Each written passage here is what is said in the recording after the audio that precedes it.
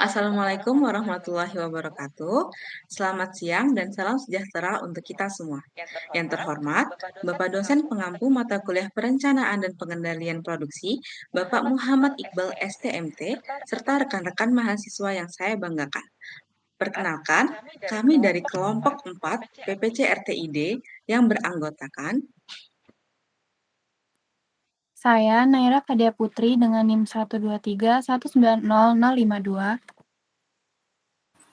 Saya Victoria Valentina Sirait dengan NIM 123190070. Saya Rosa Amalia Putri dengan NIM 123190071. saya Nabila Sofia Raisya dengan NIM 123190072. Saya Reza Melisa Simamora dengan NIM 123190077.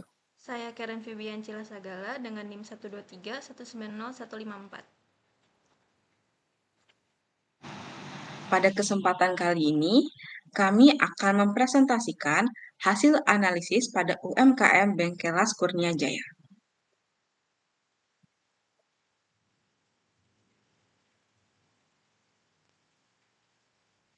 Pada slide pertama, akan dijelaskan oleh Reza Melisa. Kepada Reza, waktu dan tempat dipersilahkan.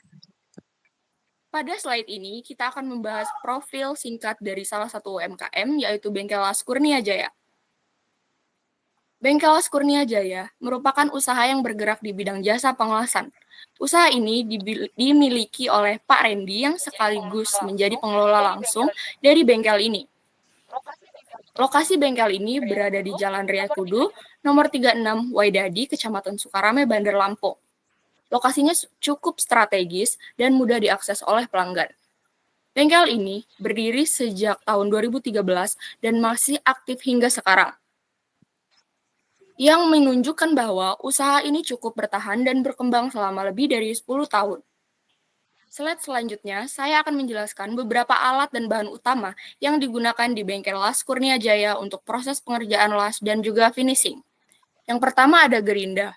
Alat ini digunakan untuk memotong maupun merapikan permukaan logam setelah proses pengelasan agar hasilnya lebih halus dan presisi.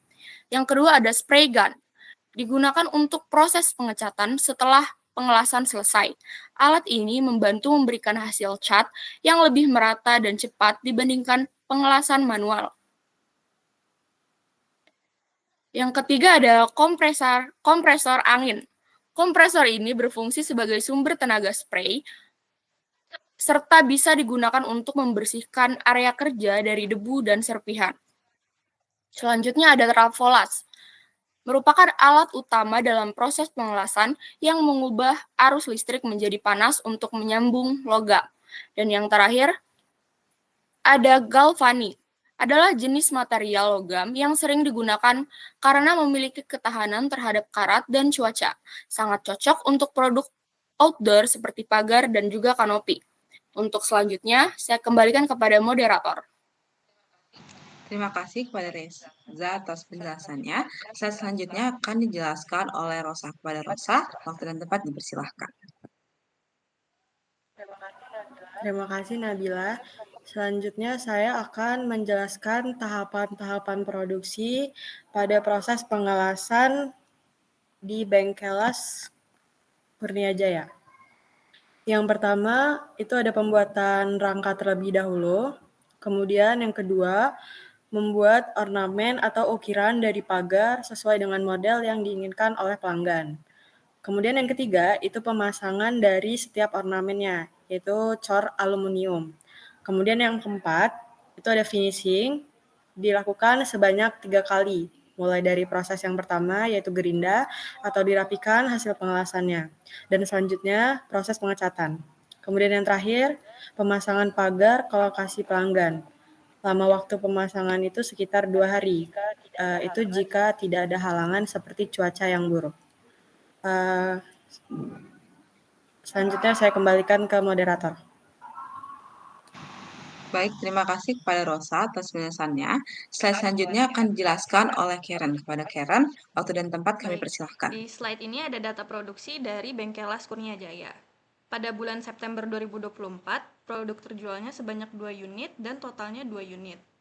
Pada bulan Oktober 2024, produk terjualnya sebanyak 4 unit dan jika ditambahkan maka total produk yang terjual sebanyak 6 unit. Pada bulan November 2024, produk terjualnya sebanyak 1 unit dan totalnya 7 unit. Pada Desember 2024, produk terjualnya sebanyak 3 unit dan hasilnya sehingga menjadi 10 unit. Pada bulan Januari 2005, produk yang terjualnya sebanyak 5 unit dan totalnya 15 unit. Pada Februari 2025, produk yang terjualnya sebanyak 2 unit dan totalnya menjadi 17 unit. Dengan ini saya kembalikan ke moderator. Baik, terima kasih banyak pada Karen atas penjelasannya. Slide selanjutnya akan dijelaskan oleh Victoria. Kepada Victoria, waktu dan tempat kami persilahkan. Baik, saya akan mulai dengan forecasting atau peramalan. Forecasting ini sangat penting dalam perencanaan produksi karena membantu kita memprediksi permintaan produk di masa mendatang berdasarkan data historis. Di sini kita punya data permintaan pagar dari bulan September 2024 sampai Februari 2025. Jumlah unit pagar yang diminta tiap bulannya ditampilkan di kolom pertama. Metode pertama yang kita gunakan adalah moving average 3 bulan atau MA3. Metode ini menghitung rata-rata dari 3 bulan terakhir untuk meramalkan permintaan bulan berikutnya. Misalnya untuk bulan Desember 2025, kita gunakan data bulan September, Oktober, dan November 2024, yaitu 2 ditambah 4 ditambah 1 dibagi 3, hasilnya adalah 2,33.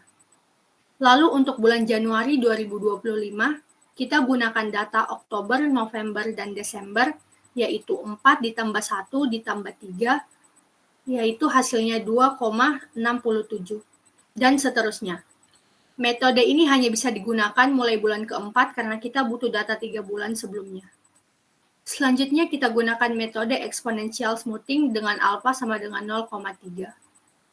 Rumus yang kita gunakan yaitu FT plus 1 sama dengan alpha dikali AT ditambah 1 dikurang alpha dikali FT. Di mana FT plus 1 adalah peramalan bulan berikutnya, AT adalah data aktual bulan berjalan, dan FT adalah peramalan sebelumnya. Misalnya untuk bulan November 2024, FT sama dengan 2,6 didapat dari ramalan Oktober, AT sama dengan 1 didapat dari aktual Oktober. Jadi FT plus 1 sama dengan 0,3 dikali 1 ditambah 0,7 dikali 2,6 sama dengan 2,12. Hasil peramalan ini terlihat di kolom terakhir tabel. Kesimpulan dari forecasting, dengan 2 metode ini kita bisa membandingkan hasil peramalan dan memilih metode yang paling cocok untuk data permintaan yang kita miliki. Selanjutnya, hasil forecasting ini digunakan untuk menyusun rencana produksi yang akan kita lihat di slide berikutnya. Berikutnya adalah perencanaan agregat atau agregat planning. Tujuan dari perencanaan ini adalah menyeimbangkan antara kapasitas produksi dengan permintaan pelanggan selanjutnya beberapa bulan ke depan. Kolom pertama adalah permintaan aktual dari bulan Maret sampai Agustus 2025.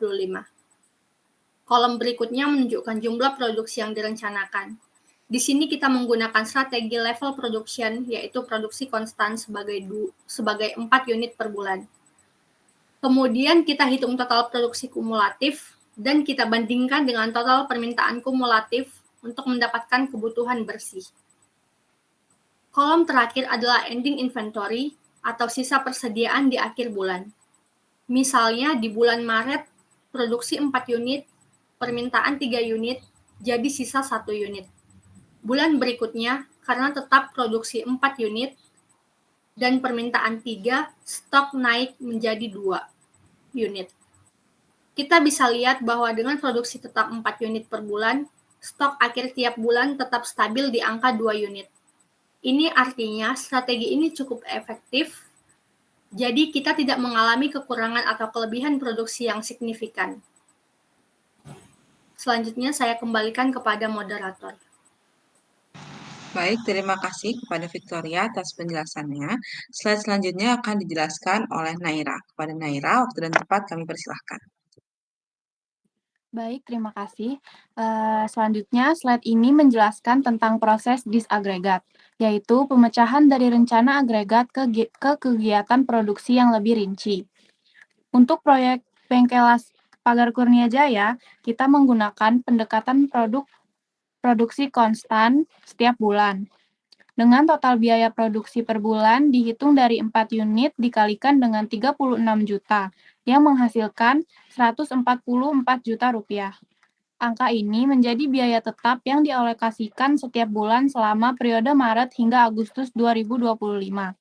Tabel di slide ini menunjukkan bahwa baik rencana agregat maupun implementasinya untuk pekerjaan las pagar memiliki nilai yang sama, yaitu 144 juta setiap bulannya. Ini menunjukkan bahwa tidak ada deviasi atau perbedaan antara perencanaan dan pelaksanaannya. Strategi ini termasuk dalam level production yang menjaga kestabilan biaya, tenaga kerja, dan juga material, serta mempermudah proses kontrol dan pelaporan. Dengan perhitungan yang jelas dan konsisten seperti ini, proses pengelolaan proyek menjadi lebih terstruktur dan minim resiko kekurangan atau kelebihan biaya. Baik, selanjutnya saya kembalikan ke moderator. Baik, terima kasih banyak pada Naira atas penjelasannya. Lalu saya akan menjelaskan untuk slide selanjutnya, yaitu kendala yang dirasakan oleh owner dari Bengkel Las Kurnia Jaya ini sendiri. Yang pertama, banyaknya pesaing pasar di lokasi tersebut. Artinya, di area atau lokasi usaha ini sudah ada banyak pelaku usaha serupa, sehingga persaingan menjadi cukup ketat dan menantang untuk menarik pelanggan. Lalu kendala yang kedua, kurangnya K3 dalam lokasi tersebut. K3 adalah singkatan dari keselamatan dan kesehatan kerja. Kekurangan aspek K3 menunjukkan bahwa lokasi usaha belum memenuhi standar keselamatan dan kenyamanan kerja yang bisa berdampak negatif baik bagi pekerja maupun pelanggan. Lalu kami juga membuat rencana pengembangan untuk Bengkel Las Kurnia Jaya, yaitu menggunakan promosi melalui media sosial agar lebih diketahui oleh banyak orang. Strategi ini ditunjukkan untuk meningkatkan visibilitas usaha atau proyek. Dengan memanfaatkan media sosial, diharapkan lebih banyak orang mengetahui keberadaan dan keunggulan usaha tersebut, sehingga dapat menarik lebih banyak pelanggan meskipun pesaingnya banyak. Slide berikutnya yaitu dokumentasi dari kegiatan pada Bengkel Las Kurnia Jaya. Di foto yang paling kiri, itu menampilkan pekerja yang sedang mempersiapkan atau menyusun rangka logam. Dapat dilihat di situ terdapat banyak peralatan dan bahan kerja di sekitar pekerjanya. Lalu untuk foto kedua atau yang tengah, itu memperlihatkan hasil produksi seperti pagar atau ornamen logam yang sudah jadi. Lalu pada foto terakhir atau yang paling kanan, itu adalah foto seorang pekerja yang sedang melakukan proses kerja. Pekerja yang pertama melakukan pengelasan, lalu pekerja yang kedua itu melakukan perakitan komponen logam. Sekian presentasi dari kelompok kami mengenai analisis UMKM Bengkel Las Kurnia Jaya. Terima kasih kepada Bapak Ibu dosen dan teman-teman atas perhatian dan waktunya. Kami akhiri. Wassalamualaikum warahmatullahi wabarakatuh.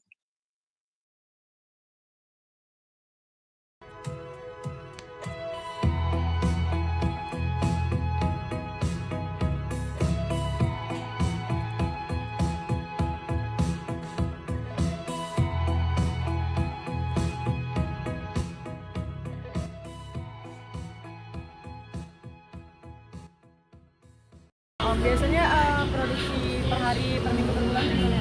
Bisa sebulan lah. Untuk satu produk? Satu iya. Oh, Om ada nggak sih Om target pasarnya gitu? Target pasarnya ya? Nggak ada sih. Nggak cuma kalangan gitu ya? Ini Om, pernah nggak sih Om ada banyak pesanan gitu, pesanan masuk? Terus habis itu gimana tuh Om kalau ngaturnya? Ya kita sesuai antrian. Jadi konsumen yang datang itu kita kasih tahu dulu berapa lama antrinya. Waktunya masih? Iya, itu. Kalau ini tuh bahannya dari apa Om? Ornamen cor aluminium. Kalau sini tenaga kerjanya berapa Om? Di sini 8 biasanya. Kita pengukuran dulu ke lokasi kan. Setelah pengukuran kita baru bisa ngitung bahannya, kita belanjain. Bahan udah jadi, tinggal kita sesuaikan dengan ukurannya itu, yang udah kita ukur itu produksinya. Ini produksinya di sini semua ya Om tempatnya? semua. Dari awal sampai selesai? Dari awal. Kalau untuk range harga kira-kira berapa? Meteran ya. 1 meter itu berapa? Paling mahal 3,5 ya. Kan tadi kan Om bilang per tahun ya Om. Bisa boleh itu nggak di spill kalau misalnya kayak ini kan biaya di sini biaya tetapnya kan listrik gitu ya Om ya. Listrik air itu per tahunnya berapa Om? Untuk listrik per tahunnya? Biayanya mungkin bisa 15 lah. 15 juta. Kalau 15 juta itu biaya apanya aja? Listrik. Oh listrik. Kalau tempatnya ini nyewa atau punya Om? Nyewa masih. Oh nyewa. Itu berapa per tahun? Biaya sewa per tahun dia 15 juta ya. 15 juta juga ya. Tapi tanah aja. Mungkin kalau udah sama bangunan bisa mahal kan untuk ukuran segini. Iya. Untuk apa ruko biasa aja mungkin di sini udah 15 juta. Karena di pinggir jalan. Iya. Berarti rantai produksinya lurus gini ya Om ya. Kalau paling bagus apa sih Om bahan untuk kayak gini Om? Yang awet, tahan apa namanya? Pasti galvanis ya. Tapi galvanis kan ada kelemahannya dari finishing. Biasanya ngelotok lagi. Nah, mungkin jangka waktu 3 tahun, 4 tahun dia agak lupa gitu. Cuman besinya awet. Jadi untuk perawatannya tinggal set ulang lagi. Ya. Tapi untuk saat ini belum ada ya cap yang bisa nggak copot-copot gitu. Belum ada. Untuk bener-bener belum copot ya nggak ada sih. Jadi emang harus perawatan Tapi kalau bahan yang paling sering di request itu apa Om? Yang paling sering dipakai? Mungkin besi hitam kayaknya.